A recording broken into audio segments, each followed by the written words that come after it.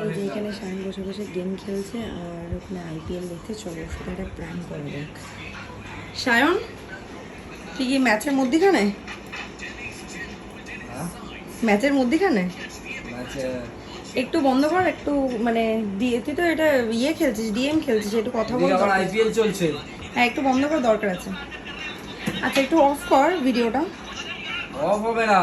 আচ্ছা আমাকে কলকাতার আমি খেলা। আমি তোকে একটা প্রশ্ন করব, সরি ফর দ্য ফ্যান, ভীষণ গরম পড়েছে। আচ্ছা তুই আমাকে দেখা, এর জন্য তোরা একটা গিফটও পাবি, ঠিক আছে?